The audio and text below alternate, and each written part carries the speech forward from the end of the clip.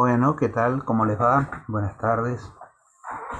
Hoy vamos a hacer una aplicación de estos contenidos que estuvimos viendo a lo largo de estas dos clases anteriores.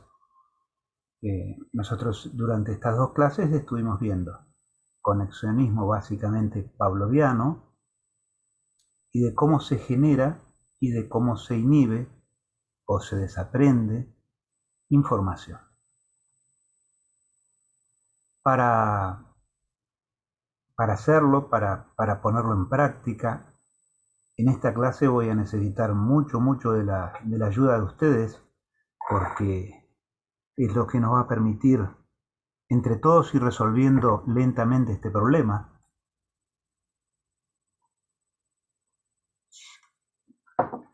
La idea es que yo les presente el caso clínico clásico. Esta clase también está grabada, aparte de que estamos grabando en este momento, está la versión grabada de la época de la pandemia.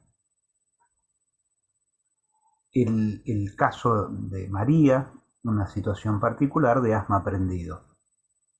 Una situación rara, aunque la sintomatología asmática es una de las que más rápido y más firmemente se aprenden por contigüidad.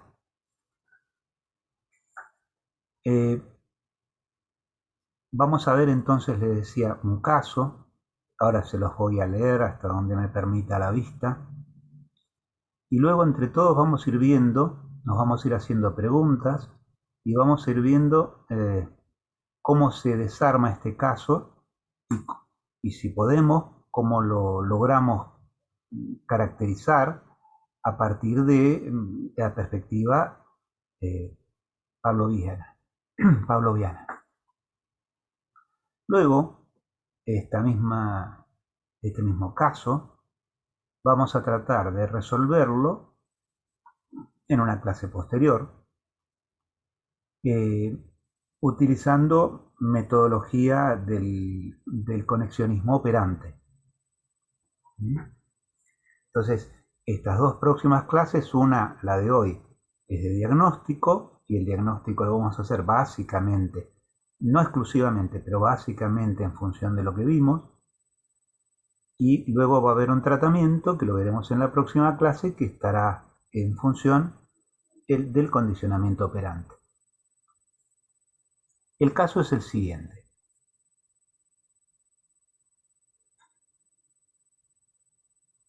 No sé si lo llegan a ver, yo lo veo bastante mal, lo puedo agrandar un poquitito más si quieren, pero bueno.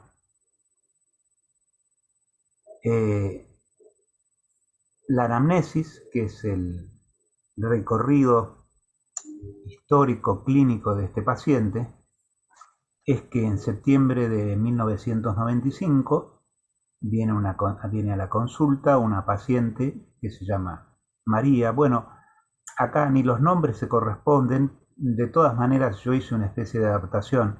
Este es un caso español en realidad, así que ni siquiera tenemos riesgo de que alguien pueda llegar a conocer a esta persona.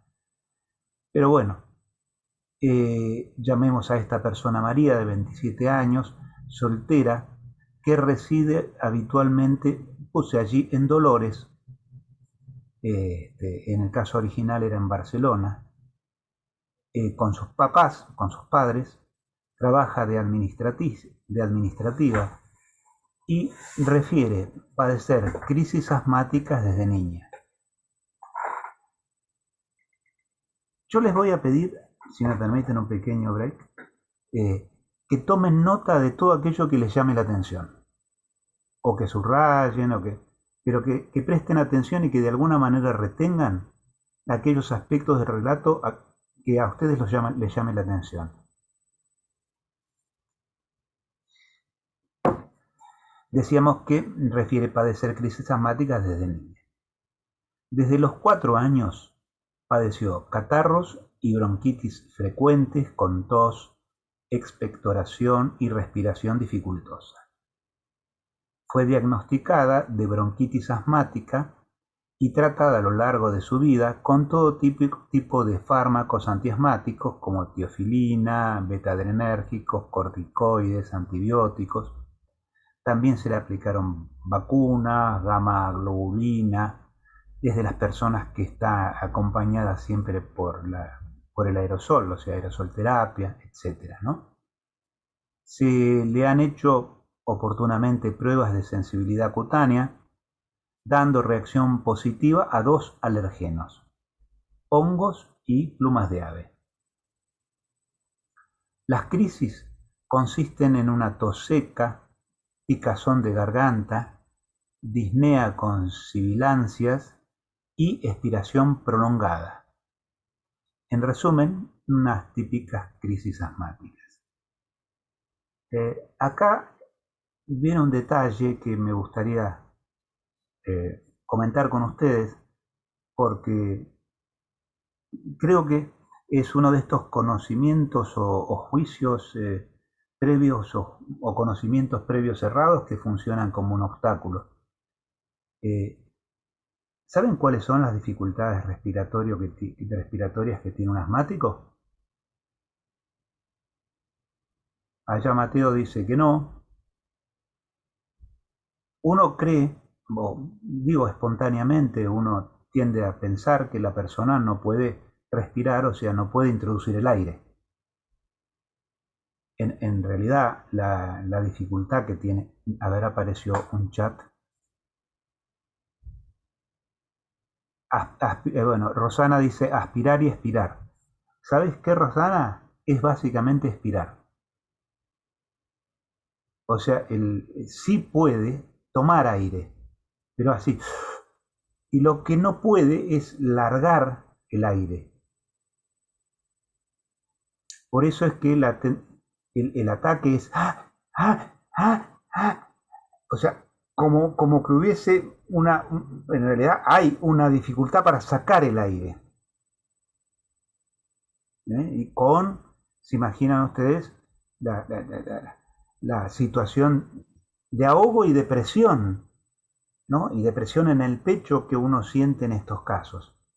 Por eso es que en este momento hablaba de disneas con sibilancias y expiración prolongada. La expiración prolongada es producto de que la persona tiende a relajarse y sacar el aire. ¿Sí? Es la manera espontánea que trata de recuperarse. Inicialmente, estas crisis, perdón,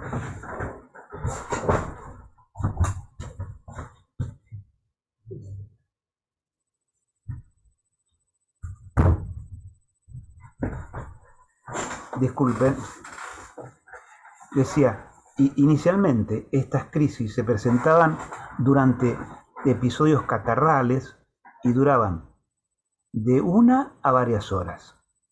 Más tarde aparecían con el frío, el cambio del tiempo, la humedad, generalmente en invierno, siendo más prolongadas y con una frecuencia de 2 a 5 por mes. Todas estas crisis solían remitir con relativa facilidad con el tratamiento antiasmático habitual.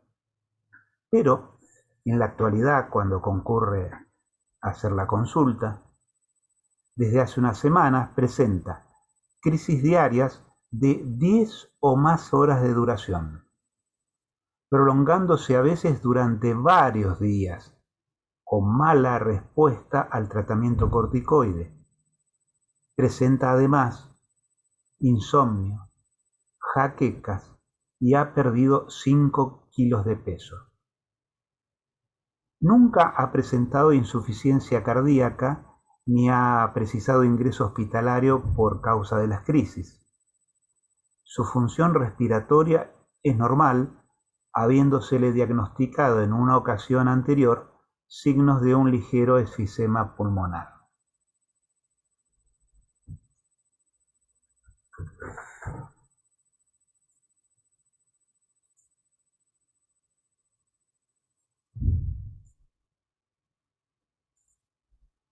Hacia los 6 o 7 años, refiere haberse caído en unas rocas muy próximas al mar, quedando atrapada allí sin poder salir.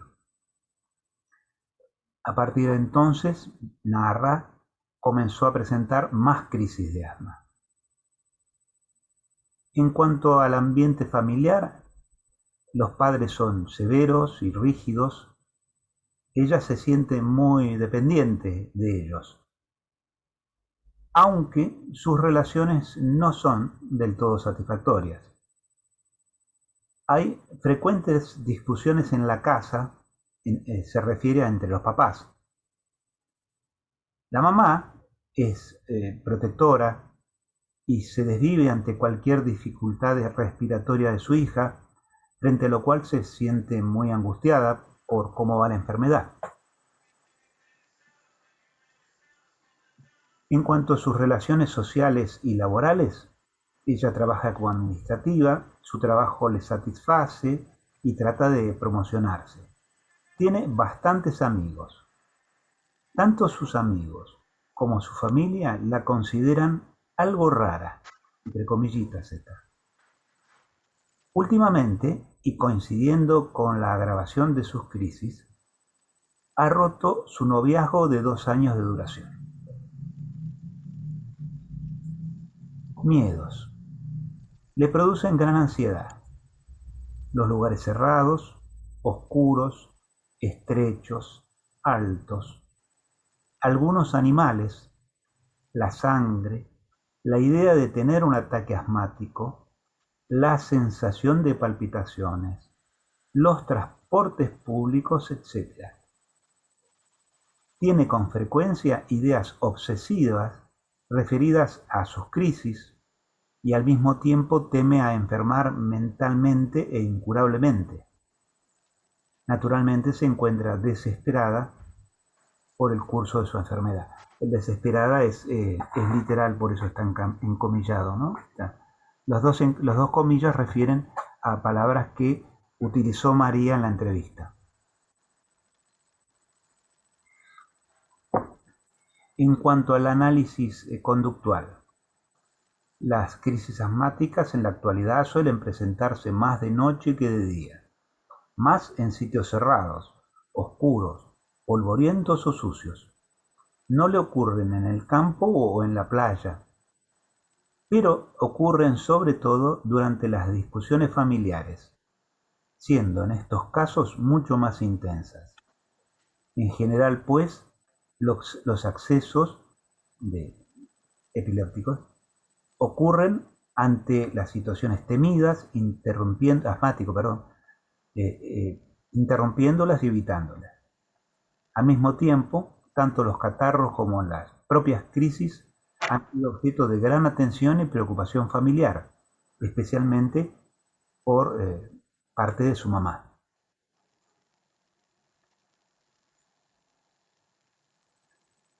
Hipótesis explicativa. El cuadro de esta paciente puede explicarse según la hipótesis de 1962 sobre asma psicógena. Bien, pero antes de adentrarnos en esto, que ya después sigue con... Vamos a volver a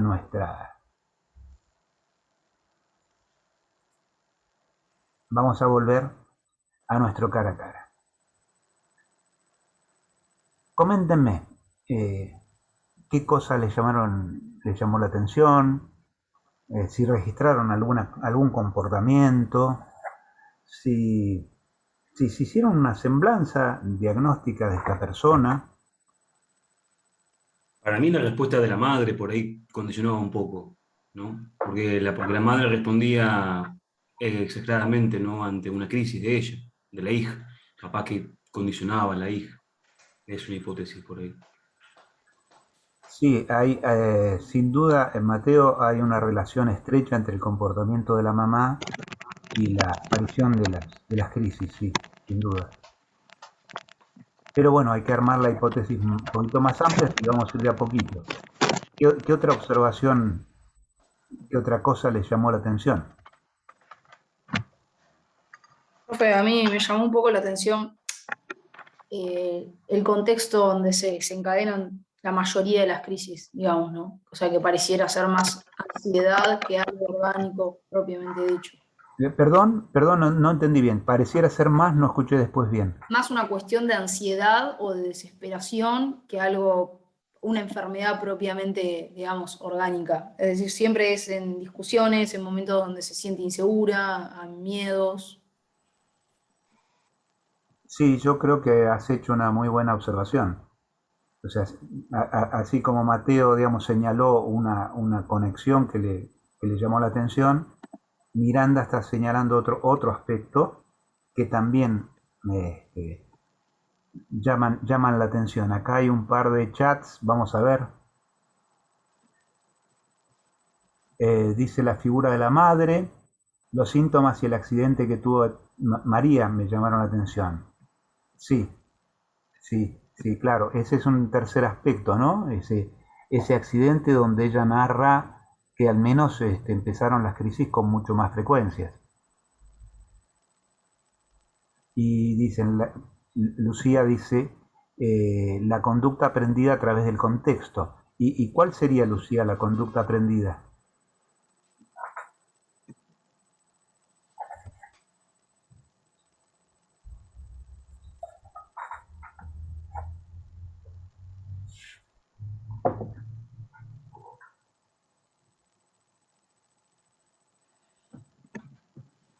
O puede contestarlo cualquiera, no necesariamente. Lo digo porque Lucía utilizó la palabra conducta aprendida.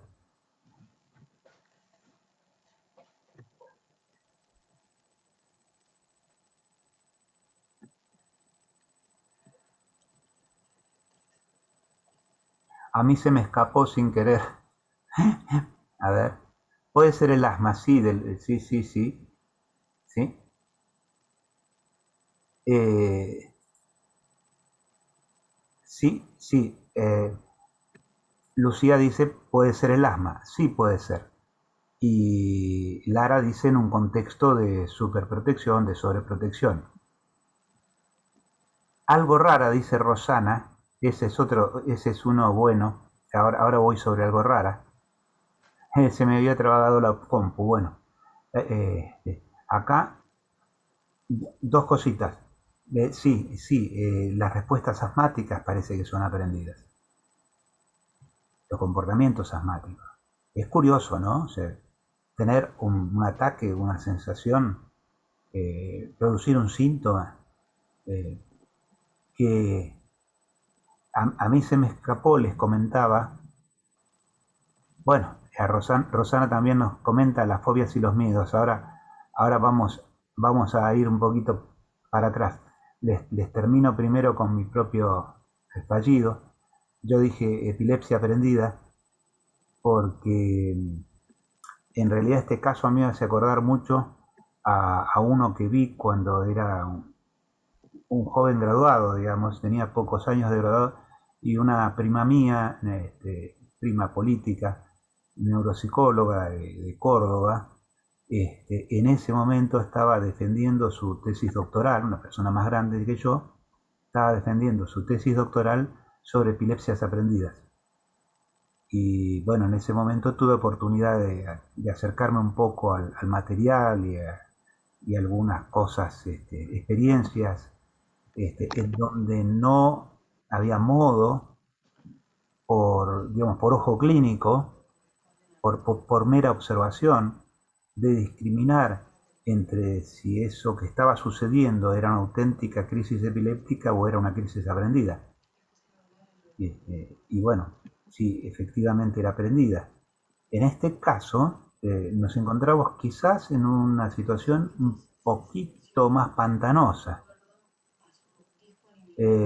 Sí, Lucía dice la hipocondría, pero la hipocondría es mental, ¿no? La hipocondría es más, uy, tengo tal cosa, me parece que tengo tal otra, me dan...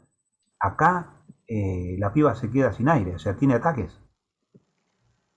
O sea, no sé si me explico, es muchísimo más grave esta situación que estamos viendo. No Vos es, hablabas de que vos tenías esto de la neuropsicología. A mí lo que me llamó la atención fue que se trató de hacer algo con fármacos. Capaz que la medicalización también puede ser, ¿no? Que es una excesiva con los fármacos, porque ella pierde peso, tiene jaqueca, entonces puede ser causa de eso que le dieron, ¿no? Profe, yo adhiero a lo que Sí, dice Mateo. Ah, perdón. sí, bueno, dale, si es complementario, dale. Dale, sí, Miranda, sí, si es complementario de No, lo el de hecho de Mateo. que, como él dice, pasa que me está dando mal internet, puede ser que me esté llegando tarde. Creo que ahí me escuchas bien. Sí. Bien, no, que como dice Mateo, no se contextúa el hecho de si se hizo análisis, que entiendo que sí, pero si se dedujo si era algo orgánico o si directamente se pasó a tratarlo como algo médico exclusivamente. Perdón, ¿era orgánico o médico? Sería la misma cosa. Claro, o sea, si directamente se trató como algo médico y no se pasó por una terapia ni nada por el estilo, si no se consideró, si directamente se hicieron solo análisis médicos. Sí, esta mujer había tenido tratamientos anteriores, creo que lo narra en algún segmento. En realidad, si a ustedes les toca en suerte tener un paciente de este tipo, y esto tiene relación con la consulta de Mateo, esto es lo que claramente se llama un paciente sucio, porque es un paciente que ya viene muy manoseado, viene de terapias anteriores, probablemente con diferentes especialistas, probablemente con diferentes médicos, probablemente con diferentes terapeutas. Es una papa caliente porque esta chica, si continúa así, si continúa en este tránsito como con estas crisis diarias de 10 horas por día, se muere. La chica no le va, o sea, hasta ahora, fíjense que una de las cosas que comenta como al pasar es que hasta ahora no hay un perjurio cardíaco claro y que solo se le detecta un efisema. Pero esta chica está con severos riesgos, ¿no? O sea, ahora, en alguna medida puede ser que diferentes tipos de medicamentos, que no sabemos además hasta qué punto Mateo, Miranda, están controlados. Porque pensar que una persona que entra en una situación de desesperación, porque es desesperante la situación de esta chica, es probable que eche mano en exceso. Vieron como, no sé si han tenido oportunidades o chicos que andan, o chicas que andan con el aerosol y que vos ves que y de repente decís, pero no, pará, no, probablemente ahí te estás metiendo un exceso de corticoides, o sea, esto tiene más tarde, más temprano, algún tipo de consecuencia, no es gratuito, ¿sí? Ahora, al mismo tiempo, y yo creo que es el... había otra consulta que decíamos que es un cuadro sucio y que algunos de los chicos, a ver si entro en el chat, algunos de los chicos hablaba, bueno, desde ya que uno piensa en una hipocondría por la cantidad de síntomas, y Rosana decía las fobias, los miedos, además perdió peso, además, no me acuerdo quién lo comentó, no sé si Mateo quién lo comentó, que decía algo rara, o una de las chicas dijo recién, que señaló, esto Era también, Rosana, ¿eh? creo que era. Rosana, sí, ¿saben qué? Esto también es un detalle que, nada, eh, yo trataría de que ustedes lo consideren.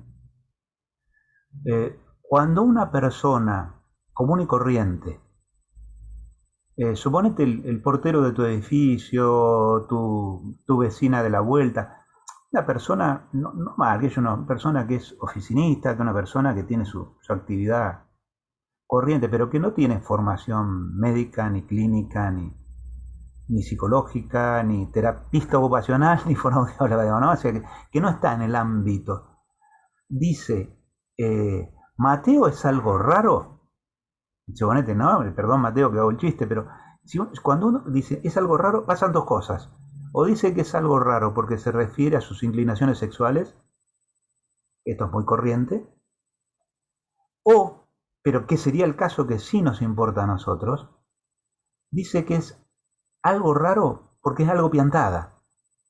Y generalmente, cuando una persona común y corriente dice, sí, fulanita era rara, es media rara, generalmente está denunciando un cuadro de mayor gravedad de lo que ella misma puede denunciar.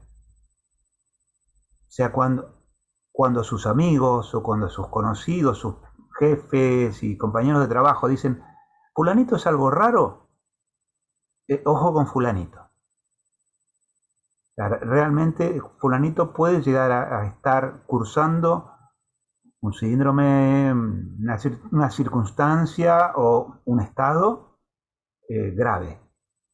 O sea, es algo que esa es una palabra que es bueno que nos llame la atención, digamos, ¿no? Se entiende en el espíritu con que lo digo, ¿no? O sea, cuando una persona corriente dice, no, si era una persona rara, dice, opa, a ver, ¿qué quiere decir? O sea, pregúntenle, ¿qué quiere decir que era raro? Y a veces, epa, eso es raro en serio, ¿no? O sea, y ahí vos te configurás mejor. Sí, porque, profe, muchas veces comienzan a explayarse. Por ahí el es algo raro puede ser como, no, no le saqué la ficha. O es algo raro porque, no sé, de repente cambiaba de humor de forma repentina cuando hablábamos, se aislaba, no aporta y por lo menos llama la atención. Es como, bueno, pero por ahí le está pasando algo que Sí, o está raro. a veces te dicen algo más curioso. No, se cree que puede hablar con la Virgen. Por ahí te dice, Claro, yo por lo que entiendo es como que cuando uno Diana, dice algo perdón. rara, que yo entiendo que cuando dicen algo rara, generalmente uno se refiere a las conductas de otras personas, no solamente por, no sé, creencias, ¿no? No, claro, es por comportamiento, sí, puede ser, por eso digo, no por creencia, sino que no es que no crean la Virgen, es que habla con la Virgen, es que manifiesta poder comunicarse con la Virgen. Entonces voy a decir, pará, Sí, esto sí, es una cosa es decir, bueno, le rezo a Claro, la sí, Virgen y una otra cosa por es cosa la es, rezarle, conducta, ¿sí? ¿no? Y entonces, Y de bueno, conductual. tenés que seguir preguntando, ¿verdad? Tenés que seguir indagando para ver hasta dónde llega eso que dicen que es raro. También te pueden decir, no, a veces dice que ve cosas, apá. Bueno, por otra parte, es cierto que esta chica tiene como una miríada de síntomas, ¿no? Porque aparecen fobias a un montón de cosas, como desde lugares cerrados hasta serpientes, lugares oscuros, eh, sangre y algunos otros que no recuerdo. Sí, aparecen cosas. eh, Cuando uno toma este paquete,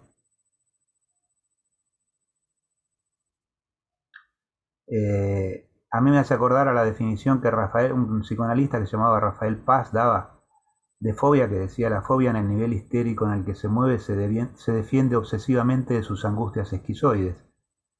Y viste como que esta chica tiene como un poco de todo eso, ¿no? O sea, es una situación realmente delicada. Ahora, para tomar el toro por las astas, quizás la pregunta del millón es la que hace un ratito hizo Miranda. Bueno, pero esto, profe, ¿es orgánico? ¿Es aprendido? ¿Qué onda? Bueno, y para desandar, ¿quién me ayuda? Porque todos lo leímos juntos, a darle respuesta a la pregunta de Miranda. Y digo, ¿quién me ayuda? Porque me interesa que ustedes se den cuenta, porque todos leímos el texto. O sea, todos sabemos la respuesta en principio, inicial, para darle a Miranda. A mí me pareció lo mismo que Miranda dijo, o sea, cuando vi todos los síntomas que tenía, se me hacía más que era un ataque de pánico, o sea, estar tan concentrada en esos supuestos síntomas que ella tenía, como que la hacían, digamos, alterarse y generar ese estado de asma. Sí, claro. Pero bueno, sin duda el asma ese es aprendido, ¿no es cierto? Eso creo que hay acuerdo. Eh, y lo otro, Diana, es que, ¿se acuerdan lo primero que les dije? Este es un cuadro evolucionado y sucio. O sea, ya tiene de todo. Uno lo agarra en un estado tan complejo que no sabes qué fue lo que originó, lo que siguió hasta encontrarte con la situación actual. Eh, es, es bastante difícil en este cuadro hacer una situación. Sin duda, uno de las cosas claras, si uno tomase un STAI, por ejemplo, un STAI es un test de ansiedad. Claramente esta chica padece crisis de ansiedad, digamos, ¿no? Digamos, sin duda la ansiedad atraviesa prácticamente todo su comportamiento, esto también es cierto. Y después aparecen toda una serie de trastornos ideativos, incluso alguno que corresponde a lo que denominamos un segundo, al segundo sistema de señales. Pero el segundo sistema de señales serían los niveles de condicionamiento verbales. ¿Se acuerdan cuando veíamos responder a una orden como una forma de responder? A ver, Lucía, podría ser un aprendizaje social. Ante su contexto, prevenía diferentes situaciones. Una persona cuando se siente encerrada tiende a sofocarse. ¿Cómo es eso no poder expirar esos problemas, soltar esos problemas? Sí, es buena interpretación psicoanalítica, Lucía. No era mi intención, pero bueno. No, pero Creo que vale. Yo creo que vale todo, ¿eh? O sea, lo que pasa es, acá lo que me preocupa es lo que explica y lo que deja de explicar. Porque podemos correr un riesgo muy grave y se nos puede morir un paciente si equivocamos el diagnóstico. Entonces, sobre todo en un caso como este, hay otros casos, a ver, en una crisis vital, bueno, muchas veces pierde plata y el tiempo, ¿no? Pero no más que eso, no mucho más que eso. Pero que la figura clave es la madre, una de las figuras claves, sí. ¿Cuánto tiene María como chivo expiatorio del grupo? El grupo, no sé, pero por lo menos que funciona ahí como un fusible en la pareja, algo tiene que ver, porque no habla de hermanos o de otro grupo más grande, ¿no? Me pareciera que pero sí hay algo anda como por ahí. Y aprendizaje social es medio difícil porque el aprendizaje social normalmente es más aprendizaje por imitación, se llama. Va por otro lado, pero que este aprendizaje se da en un contexto donde intervienen los otros y hay vínculos, sí, eso sin duda, ¿no? Y bueno, pero la pregunta del millón sigue abierta. Miranda decía, pero en un caso orgánico o en un caso psicológico. Sin Voy a duda, hacer algo pedante que es animarme a esta altura, preguntar perdóname, a esta altura del Sí. partido hay un montón de cosas recontra psicológicas. O sea, a esta piba le faltan tendencias de suicidio y ya se las ligó todas. No, o sea, pero el asunto es cómo desenvolvemos este paquetón. Pues no es un paquetito, ¿no? Es una situación bien complicada y bien grave. No, quería hacer algo un poco pedante, que es ver si yo también puedo responderme la pregunta. Esto que decías vos del segundo sistema de señales, sería como, lo interpreto así como responder a un estímulo ya de cierta forma específica por el condicionamiento. O sea, ya ella empieza a responder ante las crisis externas de esta forma por inercia, o sea, porque lo aprendió, no porque por ahí realmente esté teniendo el ataque. Sin ¿Sería un poco duda, eso? sin duda. Eso es un ataque de asmático aprendido. Y todo parece indicar que pasó eso, que está pasando esto con esta chica. Pero yo iba al otro aspecto, que es, a ver, y lo voy a poner en los varones, y voy a hacer otra analogía. Supongamos que un varón, que yo, para que nadie se sienta incómodo, voy a tener una relación íntima con una señorita o con una señora y no me responde. Y yo no me respondo de la manera adecuada. ¿Sí? ¿Qué creen ustedes que va a pasar la próxima vez? Ya va a tener la situación en la cabeza, Parecido. claramente. Voy a tener miedo que me pase lo mismo. ¿Sí? Y quizás va a pesar más el miedo que otras alternativas. Hasta el punto de no llegarlo a hacer, ¿viste? También. Claro, viste, y además, en todo caso, a ver, esto sí puedo narrarlo, paciente, casi te diría un pingo, muchacho joven, 40 años, un lomo impresionante, tipo corredor de fondo, fuerte, pero el tipo tenía, porque tuvo una vez un episodio, y no podía tener un acercamiento, tenía muchos, pero no podía tenerlo si no estaba acompañado de la pastillita azul. Era su muleta y su objeto acompañante, y si no, él sabía que no iba a pasar nada, que todo iba a ir bien. Pero si no lo tenía, no lo hacía. Fíjate a qué punto, sí, claro, en muchas oportunidades, digamos, frente a una situación traumática que nos involucra, se instala el temor que nos vuelva a pasar. Les pongo otro ejemplo común y corriente, digamos, que quizás alguno de ustedes sí, claramente lo ha vivido. Situación de examen.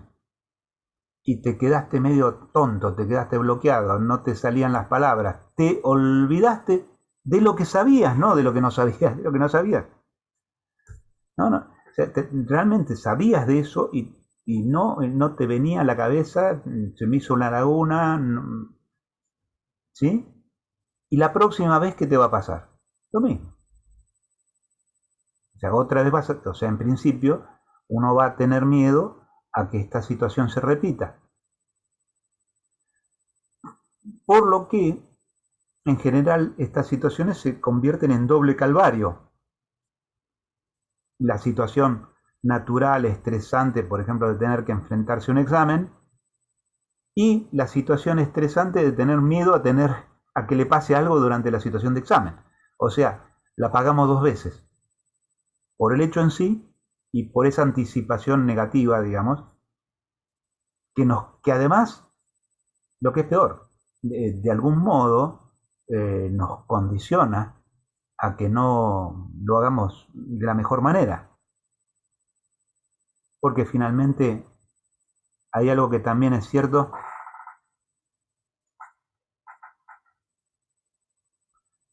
Claro, va a ser, sí, dice Lara, va a ser que tienda a repetirse la situación, claro.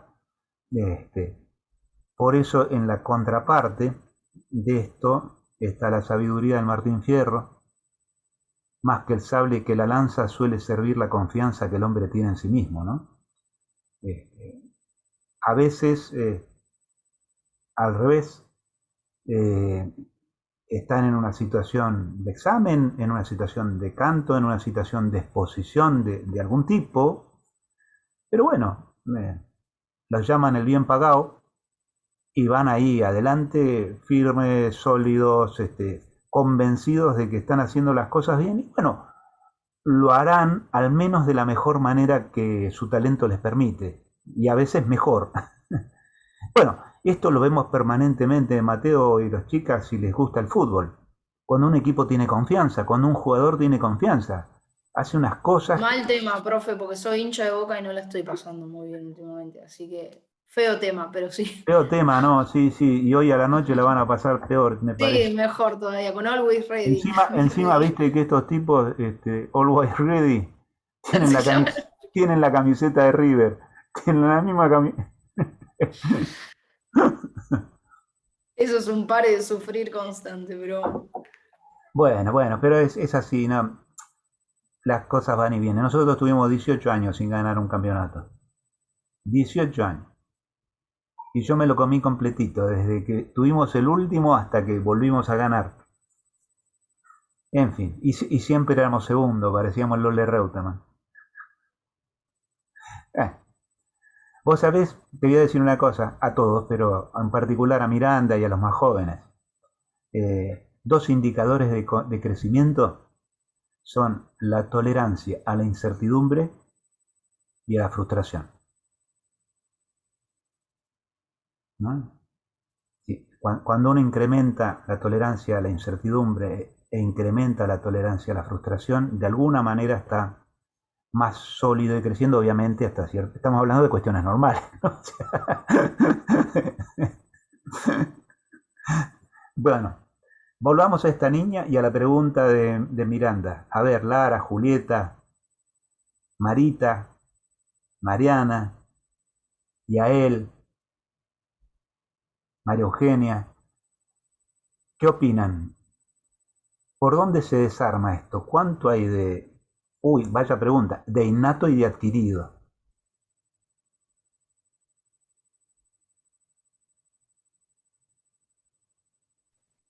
Capaz que estoy equivocada, pero lo voy a decir por las dudas.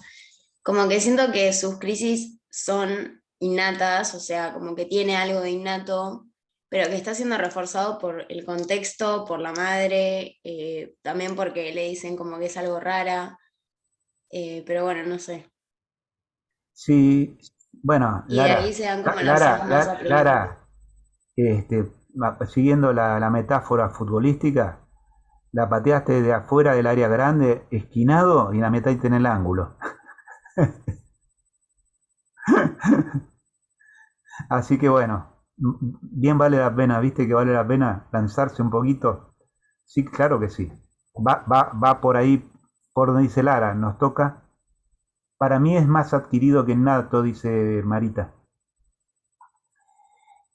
A ver, el cuadro con el que nos encontramos hoy tiene mucho más de adquirido que de innato, mucho más de aprendido que de originario, ¿sí? Pero la respuesta inicial, y yo por favor, ahora sí quiero que apliquemos Pablo. Para eso dedicamos 2 clases completas. A ver, ¿hay algún estímulo incondicional vinculado a una respuesta incondicional que nos indique algo a propósito de este caso?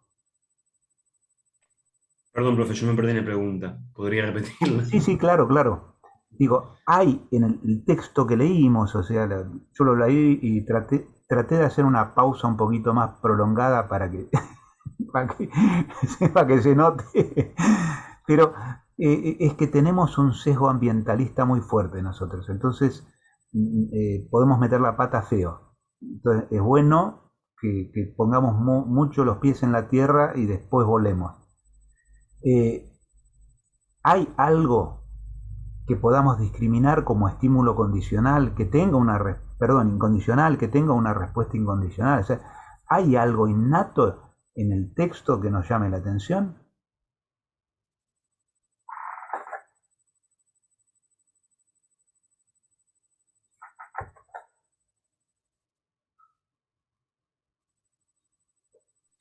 profe, ¿innato te referís a ella o A ella, innato de ella. Puede ser la alergia Bien, que Marita. tenía. Bien, no sé si fue Lara también. Marita lo dijo, creo que lo dijo sí, este, Marita lo dijo por chat y Lara creo que por micrófono al mismo tiempo.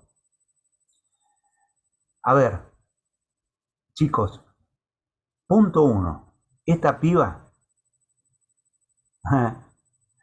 esta piba, ante todo, es una asmática. Planteémoslo al revés. Yo estoy seguro de que no soy asmático, podré tener cualquier otra patología pulmonar, pero asma no. ¿Sí? ¿Ustedes creen que yo podría hacer un asma aprendida? de ninguna manera. No hay modo, o sea, no sé, tendría que ser ponerme como ahí sí sería, no me acuerdo quién comentó, un aprendizaje social, porque me tendría que poner a ver a alguien que tiene un ataque e imitarlo, pero sería un actor y del actor studio, ¿viste? Tendría que ser un actor fenomenal para lograrlo. No, si no hay base, yo no podría. Si ustedes tienen la suerte de que ninguno de ustedes tiene una base de este tipo, nunca va a ser este tipo de cuadro. O sea, la alergia en esta chica podría ser como el hambre en los perros de Pavlov.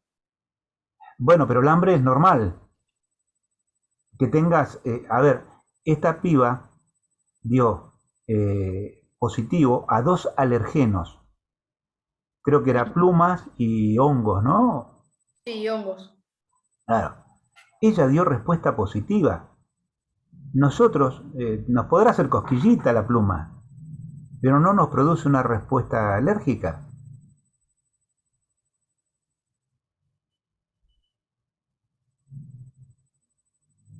Esta chica hace crisis de asma frente a estos estímulos incondicionales y genera una respuesta incondicional.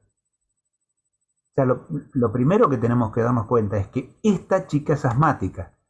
Hongos y plumas de ave, es estímulo incondicional, exactamente, Roxana.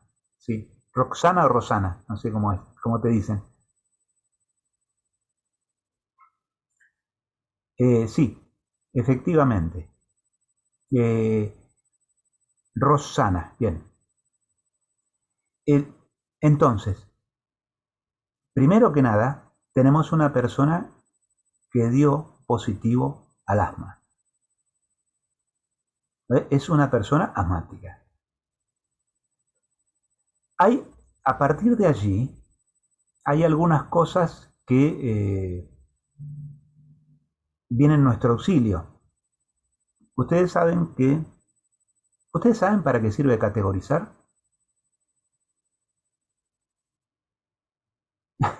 Para ordenarnos y estructurarnos.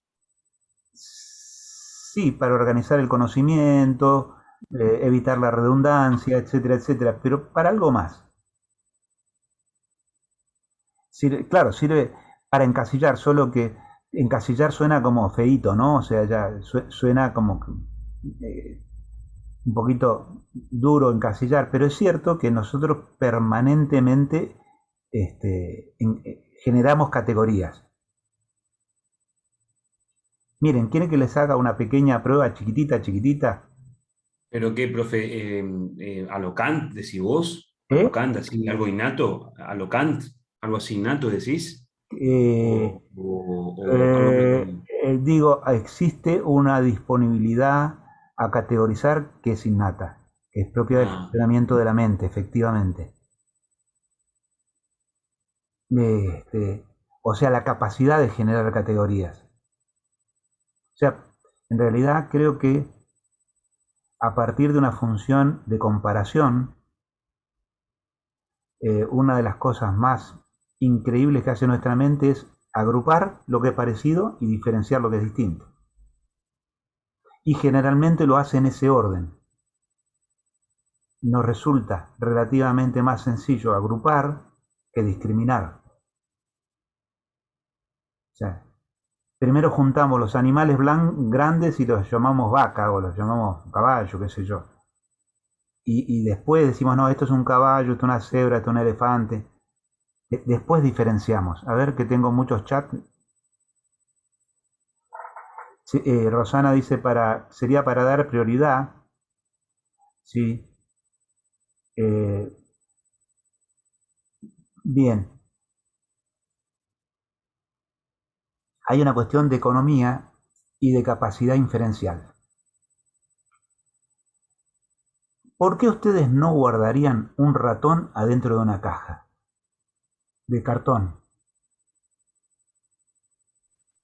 Porque puede salir, lo va a romper. ¿Cómo? Depende para qué quiera el ratón. Más estudiante de psicología no venía, pero ¿para qué quiere el ratón, digamos? No, suponete que tenés un ratón en un... Si tuvieses un ratón y, no sé, lo querés llevar al campo, que lo que sea, Ah, no, se va a ¿Por qué morir. por qué no lo pondrías en una caja de cartón? Y se va a morir. Yo por No, lástima, sí. ¿eh? Sí, yo por lástima. Yo por lástima.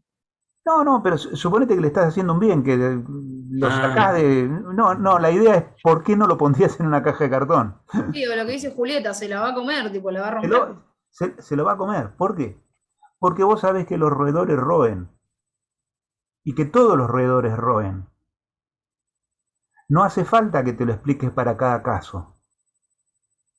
Porque una vez que tenés una categoría, sabés que las propiedades de esa categoría se generalizan a todas las categorías y te permiten hacer inferencias. O sea, una de las cosas importantes por las cuales agrupamos no es solo para encasillar, digamos, para apilar en un rincón y que queden mejor organizados. Es porque nos permiten hacer mejores y más rápidas inferencias. Es más, basta con que un espécimen tenga algún tipo de analogía con otro para que nos sirva bien como alimento o bien para evitarlo. O sea, si, no sé, si vemos una víbora, el domingo anduve por la sierra, por ejemplo, había una víborita. Y bueno, más vale no tocar ninguna víbora. Ahora, después discriminarás entre eso que era un pichón de yarará de una culebra. ¿Sí? Pero en principio, eh, aunque sea un error generalizar el potencial peligro porque la culebra no te puede hacer nada, pero permitirte a vos tomar distancia, no pisarla, tener cuidado, apartarla con un palito si está en un lugar peligroso, etcétera, etcétera, son toda una serie de inferencias que vos podés hacer a partir de tenerlos en una categoría. ¿Se entiende? Entonces, armar clases, armar clasificaciones, nos ayuda a pensar. Y lo que es, alguien, Mateo preguntaba si es innato. Fíjate, les voy a hacer un pequeño ejemplo. Es una digresión a la clase, ¿no? Pero creo que vale la pena. Si yo digo templo, sacerdote, sándwich de miga, Miranda me acaba de mirar como diciendo, este se volvió loco del tomate. ¿Sí? Mateo se ríe, Rosana dice, ok. Lucía le agarró hambre. Bien. ¿Qué pasó? Vamos a usar la Miranda de sujeto a experimento. ¿Qué pasó, Rosana? Perdón, Miranda. ¿Qué pasó? ¿Por qué me miraste con esa cara? Y porque ¿Qué crees que pasó en tu cabeza para que vos me mires con esa cara? Que obviamente yo lo hice a propósito, para que vos me mires con esa cara. O sea que fenómeno que hayas reaccionado para que lo pueda usar de ejemplo, ¿no? sí, Nada sí, peor por que lo que cuando uno decías pone el ejemplo y recién. nadie se ríe, nadie responde. No, por lo que decías recién, que tendemos a agrupar por la misma categoría, entonces por ahí yo esperaba, no sé, que dijeras cura, iglesia, templo, o no sé, hostia, o algo así, no, O no sea, sándwich de vos, miga, digamos. pero vos te das cuenta lo tremendo que acabas de decir. Sí, sí, efectivamente es así. Ahora, ¿te das cuenta las consecuencias de lo que vos acabas de decir? No sé, son malas, profe. No, son buenísimas, pero como observación del funcionamiento de la mente humana. Ah, sí, Son sí. buenísimas. Pero fíjate, basta el enunciado de dos términos, o sea, templo y sacerdote, para que ya armemos una clase, ya armamos una categoría. Y si hubiera venido otro edificio, digamos, religioso o algo vinculado a la religión u otro tipo de sacerdote, monje, etcétera, etcétera, ¿no? O sea, con otra todo hubiera venido bien, porque vos ya armaste con dos palabras la categoría cuestiones religiosas, por decir así. De hecho, el otro día, profe, yo estaba jugando un juego con mi novia que trataba de eso, que se había hecho viral ahí en las redes, que era, por ejemplo, somos dos, sí, dice Mateo, porque lo conoce, somos dos que decimos una palabra, y la idea es coincidir. Obviamente hay un millón de palabras, o sea que generalmente no se coincide, pero si, por ejemplo, yo digo limón, y alguien dice agua, o la otra persona dice agua, la idea es encontrar una conexión entre esas dos palabras. Entonces, por ejemplo, la próxima palabra que nos miramos sería limonada, se nos ocurriría, ¿no? O sea que es esto que vos decís, porque en realidad por categoría vamos agrupando hasta llegar a un punto en conjunto. Pero fíjense, la pregunta del millón, que era, o la pregunta que hacía Mateo, era, che, pero esto es innato. Estás hablando de Kant, bueno, y sí, nadie nos enseñó que con dos términos armemos una categoría. Eso es más, se nos impone, es involuntario. Ni siquiera lo aprendimos en la universidad, lo hace una criatura. Sí, es por la experiencia también, ¿no? Es más, ¿eh? No, ¿Perdón? que también tiene un poco de peso la experiencia, ¿o no? Sí, pero la experiencia en realidad lo que te da es base lexical o base de representaciones para encontrar la coherencia entre las cosas, para Claro. poder agrupar. Pero en realidad la capacidad esa de que dados dos cosas vos decidas si pertenecen o no, o construir la categoría, y no solo construís la categoría, generás una expectativa. O sea, de ahí la cara de Miranda, porque ella tenía la expectativa de que yo diga luego un término que sea congruente con los dos anteriores, y yo salí con una pavada del sándwich de miga. ¿Se entiende? A ver, que hay un chat. Otra vez, el estímulo discriminativo se la va a comer. Hay alguien que... Che, pero son las 6 de la tarde, ¿no es para tener... Bueno, claro, quizás ustedes no comieron. No, profe, ¿cómo que no? Sanguchito de miga con mate, por ¿Eh? Dios. Sí, sí. Sanguchito de miga con mate. Encima de 19:15 juega Boca.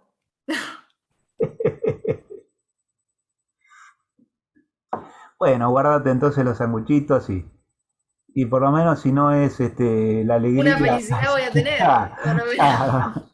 Si no es la alegría del partido, será otra. Bien, retrocediendo entonces, rescatada la importancia de la necesidad de categorizar. Cuando uno hace categorizaciones, a veces, no me acuerdo quién lo comentó, Dayano, pero bueno, decían, tendemos a encasillar. El problema de encasillar es que luego apliquemos ciegamente algunas propiedades que pertenecen al conjunto a esa singularidad. Y es cierto que cada persona es un ensayo singular y único de la naturaleza. ¿Qué tal? Sí, se lo robé a Hermann Hesse, ¿no? O sea, no se hagan problema, no es mío. Pero bueno, realmente es cierto. Ahora, lo que tiene de bueno poder encontrar una categoría en donde esa persona sea incluida es que nos permite hacer una serie de inferencias. Al saber que esta es una persona asmática, hay un montón de inferencias que podemos hacer que nos ayudan a ayudarla.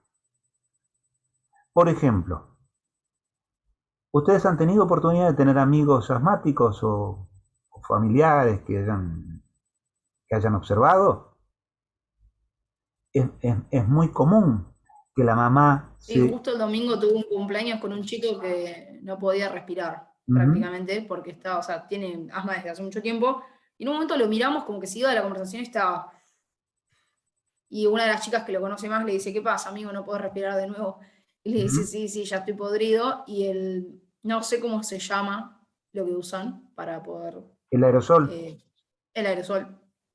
Yo no tenía idea que tenía medicamento, que tiene tiene corticoides. Sí. Corticoides, ahí está. Normalmente sí. Porque por eso se pueden dar creo que 2 o 3 toques como por cada 5 o 6 horas, y él dijo que se estaba dando como 10 porque ya estaba podrido porque no puede respirar. O sea, bueno, ahora vos estás poniendo en palabras lo que presumimos. Fíjate, otra vez, cuando yo les comento, lo primero que uno le llama la atención en esta circunstancia, este es un cuadro ya sucio, un cuadro agregado, un cuadro muy manoseado que ha pasado por muchos profesionales que le han dado sus perspectivas, sus remedios, sus tratamientos, y la piba no sale. en realidad está cada vez peor. Entonces hay un montón de cosas que podemos ir aplicando, que podemos ir sabiendo. Una de esas cosas es, vieron, ahora con lo que cuenta Miranda, quizás hace sentido esto de respondía a los tratamientos de corticoides habituales, que decía el texto en un momento. Hasta cierto momento la piba respondía bien. Hubo un momento que dejó de responder bien. Y las crisis se hicieron más largas y diarias. Y de muchas horas. Muchas horas. Pero bueno, el caso particular es que generalmente los progenitores, generalmente el progenitor que está más próximo, generalmente la mamá, es una persona que frente a su criatura más débil siente una auténtica, y yo diría hasta cierto punto legítima preocupación. ¿Sí? Digo porque a veces también nosotros nos ponemos en jueces, ¿no? Y censuramos demasiado vehementemente lo que en realidad no hace más que reflejar nuestra incapacidad de ponernos en el punto de vista del otro. Porque, ¿sabes lo que es tener un hijo que le pasa lo que le está pasando al chiquito este que estaba en la fiesta? Cosa de que ese pibe es candidato a morirse ante los 40 años. No es chiste, ¿eh? O sea, entonces vos decís, y bueno, entiendo a la mamá que frente a alguna dificultad deja lo que está haciendo y va corriendo. ¿Y se convierte en uno más sobreprotector? Sí, sí, sí. Sí, y tiene consecuencias negativas, como decía Mateo, es probable que sí. A ver, algo así, pero como que estas interpretaciones de la realidad, interpretaciones en el sentido de atribuir significado a las cosas, ¿no? Entonces, una hermenéutica de las acciones debe hacerse de la manera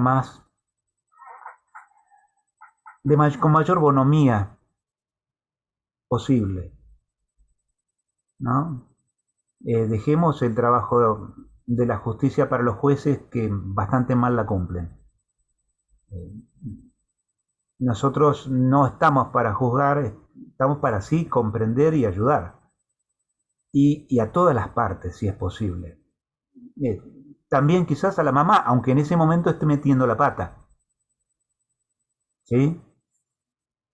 Sí, profe, como decís, tampoco juzgar es la forma de señalarlo. Además, entender de dónde vienen o el origen de algunas cuestiones no significa que se esté juzgando o criticando. Lo mismo pasa con los análisis sociales de la inseguridad, del machismo, del patriarcado. Es como que una cosa es el análisis y otra cosa ya es por ahí señalar al otro de forma tal.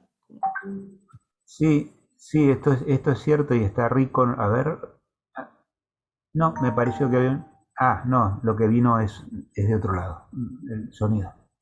Bien, vayamos entonces otra vez a las diapos y miremos un poquito.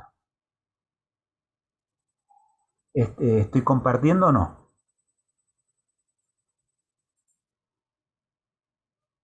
Voy a compartir. Ahí. Fíjense, esto es una de las cosas que creo que finalmente, después de charlar un rato, acordamos. Existe un estímulo en esta niña, en esta chica, existe una sensibilidad, un estímulo incondicional que produce una respuesta asmática.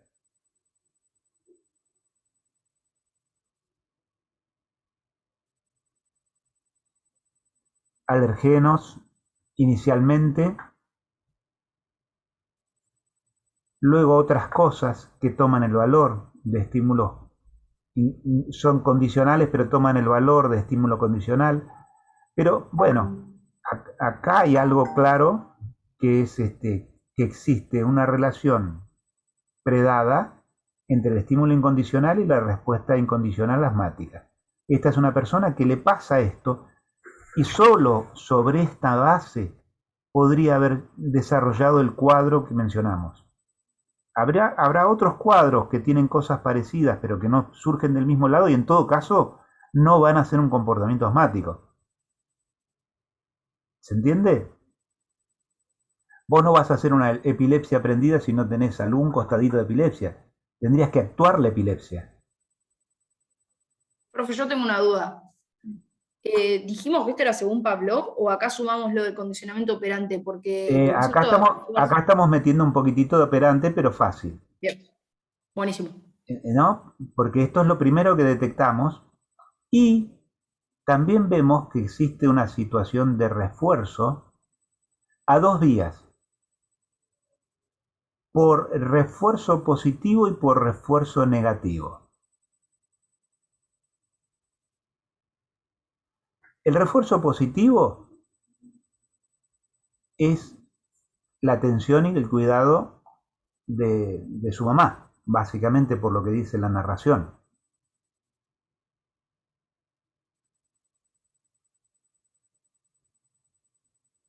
El reforzamiento negativo está dado porque logra la evitación de una situación desagradable o temida, que es la discusión entre los papás.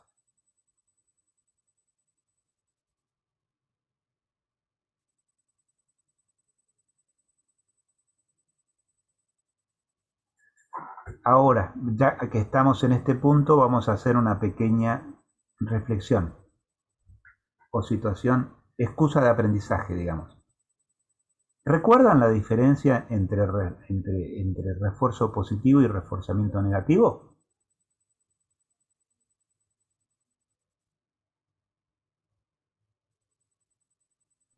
Profe, yo acá tengo el cuadrito de contingencias, que lo anoté. No, pero digo, pero de la cabeza, más que... Sí, está bien, No, no. está en el cuadrito, pero más que sería la idea, me interesa más la idea, el concepto, aunque esté dicho menos. El refuerzo negativo, por ahí, Empecemos por el positivo, Mateo, que es más fácil. el positivo, Arranquemos por el positivo, así que es más fácil. bueno, el positivo, Miranda. No, sí, sí, el positivo sería como que, digamos, hay un estímulo que se me presenta que hace que la respuesta, o sea, que genera que yo quiera seguir fomentando una respuesta por sus consecuencias positivas. Y el otro sería que Pará, hay una situación. ahora sí, antes de continuar, vamos a transcribirlo. Sería Bien. cualquier circunstancia, situación, Ujú. evento u objeto que se me presenta como producto de un condicionamiento y que aumenta Ujú. la probabilidad de recurrencia de la respuesta. Así me lo voy a tener que aprender para el parcial, porque si lo digo como lo dije, me parece que no va a estar muy Bueno, bueno. no, digo, pero se entiende como lo dije, ¿no? O sea, Sí, en sí. realidad la idea es aumento en la probabilidad de la respuesta. Esa es como las tres palabritas que prácticamente te sirven como guillotina. Ujú. O sea, es algo que pasa y que aumenta la probabilidad de que vuelva a darse esa respuesta. Y en este caso sería que la madre le dé atención. Es el cariño, atención, cuidado, etcétera, etcétera. Claro. Es un refuerzo positivo. Y el negativo yo lo entiendo como que, digamos, la situación displacentera que se plantea es la discusión entre padres. Entonces, si sacamos esa discusión, lo displacentero se va, que termina siendo consecuente que sea algo bueno para mí, porque no estoy pasando por una situación negativa. Buenísimo. Ahora, que alguien la ayude y traduzca situación Sí, displacentera, ¿verdad? Por un término estímulo adverso puede ser, estímulo adverso suprimido. suprimido, refuerzo negativo, conducta aumenta. Claro. Claro, las dos, fíjense que tanto la caricia como la evitación de la situación desagradable aumentan la probabilidad de recurrencia de la respuesta. O sea, las dos apuntan para el mismo lado.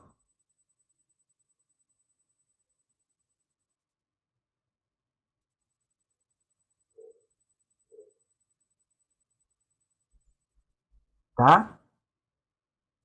Ahora, alguien había mencionado por allí un episodio, alguna de las chicas había mencionado un episodio que realmente debe haber sido importante porque fue un marcador en la frecuencia de producción de respuestas. Según ella misma narra, que pareciera que las crisis se hicieron más frecuentes después de ese episodio en el cual ella se cayó en un pozo con rocas o cosas por el estilo, ¿no?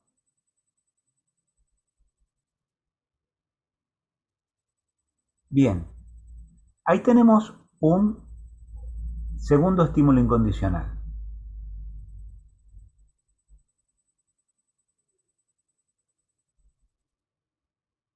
¿Qué cuál es?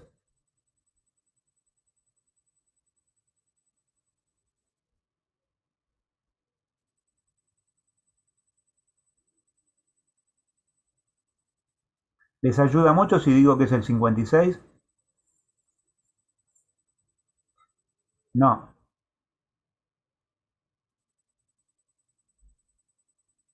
La caída.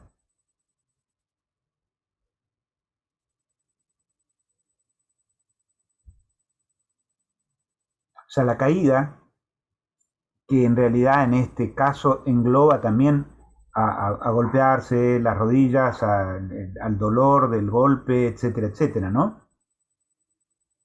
Produce una respuesta incondicional también.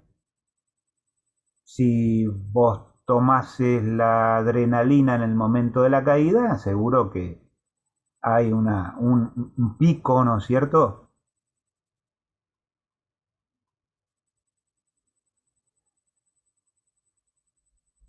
Sucede que este fenómeno se da en un contexto. Dice que se cayó entre las piedras.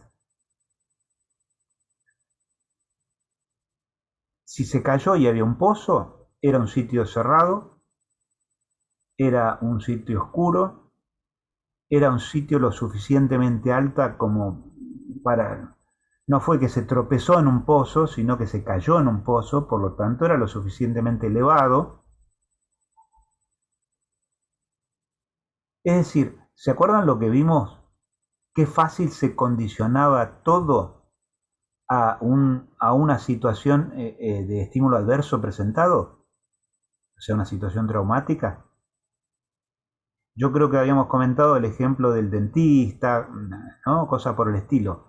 Muy rápidamente, fenómenos asociados a simplemente las circunstancias, el lugar, el contexto, las personas que acompañaban en el momento en que se produjo el episodio, quedan condicionados negativamente conjunto con el reflejo. Por lo tanto, esta chica, por aquella época ya, hizo un temor aprendido, podemos denominar respuesta después de ansiedad. La ansiedad no deja de ser una forma de temor.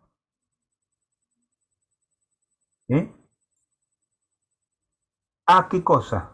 Ir a los sitios cerrados, oscuros, altos. Cosa que ella narra en su anamnesis, ¿se acuerdan? Profe, entonces el asma no sería lo aprendido. ¿Eh? ¿El asma sería lo aprendido o no? No, no, no. Acá en el cuadro A, lo primero que tenés es que hay un estímulo, hay alergenos y que producen una respuesta asmática.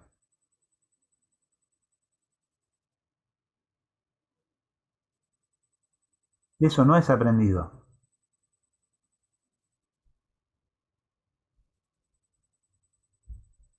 Lo que sería aprendido acá sería el temor, o llamarlo la ansiedad, por lo menos el malestar, que genera estar en sitios cerrados, oscuros, altos, etcétera, etcétera. Eso sí es aprendido en principio. Piensen que en ese es donde por primera vez aparece lo aprendido. En los otros dos hay estímulos incondicionales. Si te golpeas la rodilla, te duele. Y si te golpeaste, no sé, jugando a tal cosa, y por más que te guste jugar a tal cosa, evitas la situación en la cual te pegaste el golpe. O vas con Claro, más temor.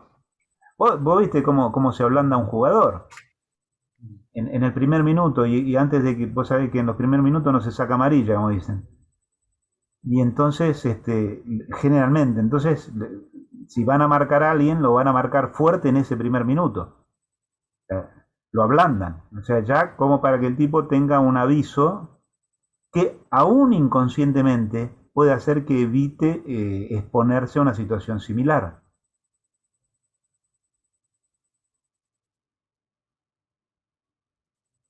¿Estamos hasta acá, chicos, todos? Sí, yo quiero confirmar esto, a ver si entendí bien. Entonces, no, si el A entonces es algo más innato, es algo más, porque si es una respuesta alérgica, es algo más innato, y el B sería algo aprendido, ¿no? Por causa de la caída a las rocas. No, no, Tiene no. A ver, en el A tenemos algo que es innato, sí, con dos cosas que pasan que aumentan la probabilidad de que se dé la respuesta, que son estas dos, el refuerzo positivo y negativo. Y en el B tomamos otra circunstancia que ella narra que pasa a los 5 años o cosa por el estilo, 5 o 6 años, donde hay otro estímulo incondicional, que ahí sí podemos estar seguros que hay un aprendizaje. Ah, Hasta acá todavía esto todavía acá no apareció nada aprendido. En esto estoy diciendo en el A, ¿no? No sí, sí, sé sí. si, no sé si ustedes ven la flechita que estoy moviendo. ¿Lo ven el puntero? Sí.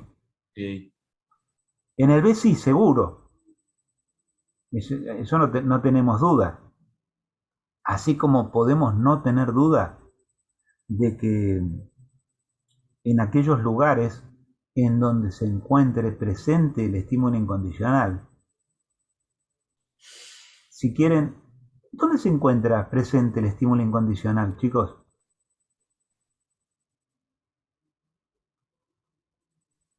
Lugares cerrados, puede ser, digamos, oscuros, húmedos, que le recuerden al pozo en primer lugar. En realidad, los hongos, y los hongos más que las plumas, que son los alergenos originales de la respuesta asmática, también se encuentran en lugares oscuros, cerrados. Al final el profe es psicoanalítico, ¿Cómo psicoanalítico? que decíamos que no. Tiene. Pero qué onda, ¿no? No, pavloviano esto, no. No, porque yo estoy diciendo es, normalmente en el lugar en el cual se produce el estímulo incondicional, o puede encontrarse, como ser los hongos, es al mismo tiempo el lugar en el cual este, le sucedió este accidente. Entonces es probable que se haya potenciado. ¿Ah? Por otra parte, no, yo insisto, el psicoanálisis para mí, por lo menos, no es mala palabra. Yo creo que Freud fue un genio, una Porque cabeza. sos el primero que escucho, por eso me gustan tus clases. ¿Eh? El primero que escucho, por eso me gustan tus clases. Bueno, pero, digamos, eh, también creo que es decimonónico, o sea, para ser justos, ¿no? O sea, que hay muchos conocimientos mucho más modernos y que dan mejor cuenta de los fenómenos, pero bueno, no tengo duda de que sería neuropsicólogo si hoy estuviese vivo. Qué Este, buena hipótesis. Profe, yo tengo una duda. lo tengo escrito, ¿quieren que se lo pase?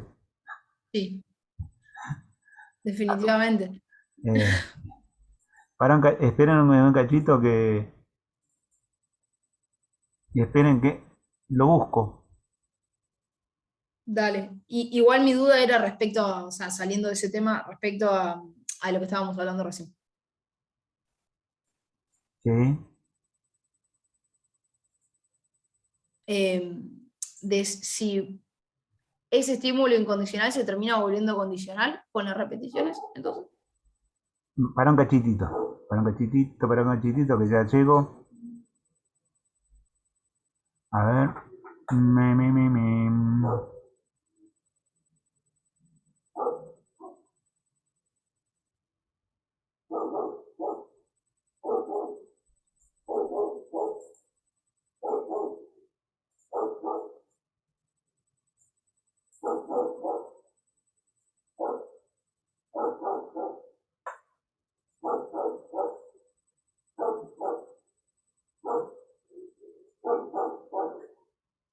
Ahí va.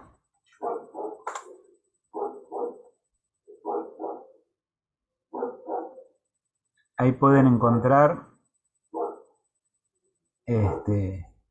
buena parte de los conocimientos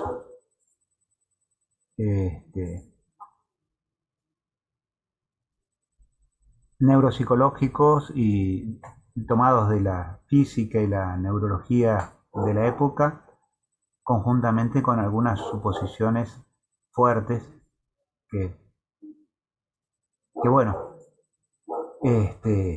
Freud mismo no se animó a publicar, es un trabajo post-mortem, el del proyecto Psicología para Neurólogos, porque su amigo Fliss lo hizo público, pero él no se animó, digamos, a publicarlo, porque tenía algunas hipótesis que eran realmente muy, muy osadas, y yo creo que algunas eran decididamente geniales.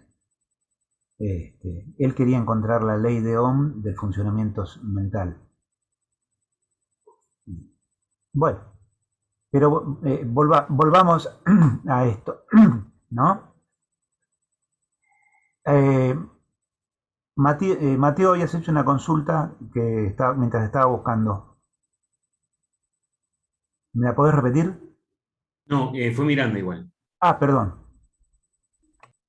No, te quería preguntar, profe, si el estímulo incondicional, con el paso del tiempo y las repeticiones, se termina volviendo condicional o no, en este Nunca, caso. nunca, jamás. El estímulo incondicional sigue siendo incondicional toda la vida. Lo que sucede es que genera una miríada de asociaciones y genera estímulos condicionales.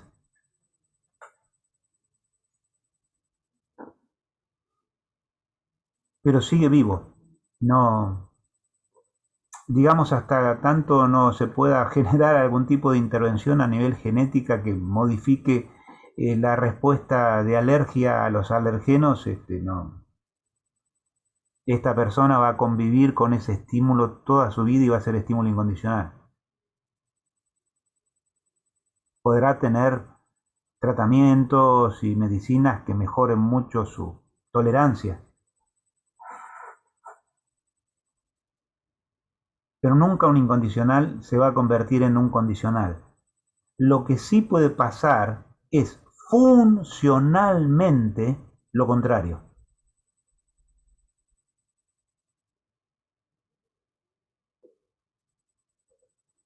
Esto es, que un estímulo condicional tenga tanta raigambre, tenga tanta fuerza, que funcione como un estímulo incondicional.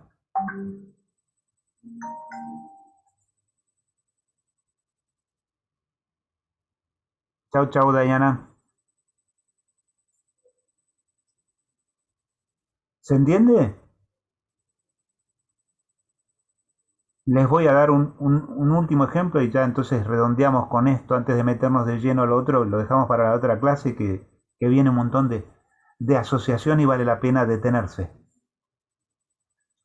Si yo digo poderoso caballero, ¿a qué les resuena? Sí que les suena algo, ¿no? Un guerrero me suena, qué sé yo. Poderoso caballero es don dinero. Es Quevedo. El dinero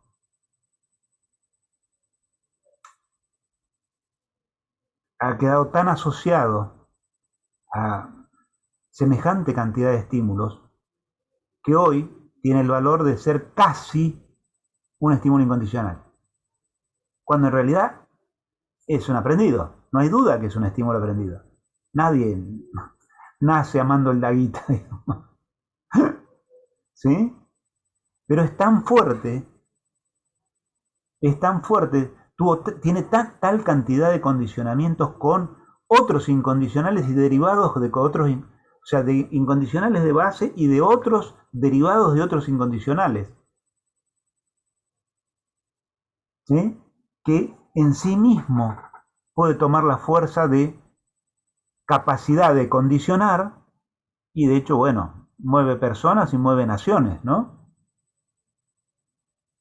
Por eso poderoso caballero es don dinero. Vea, si no lo conocen, de verdad les recomiendo calurosamente que lean ese poema, es muy cortito. O busquen la canción de Paco Ibáñez, Poderoso Caballero. Pareciera que fue escrito hace media hora. Es fantástico. Sí, sí, porque además barre a diferentes instancias de la sociedad y decís, wow, esto es la época del siglo de oro español. Y sin embargo, qué actual. Bueno, los libero para su próxima clase y seguimos la próxima en la diapo 4. Dale, profe, un abrazo. Chao, chao, hasta pronto. A ver si hay algún, acá hay unos chats, no sé si... Ah, gracias, chao. Bien, nada, saluditos. Chao, gracias. Adiós, adiós.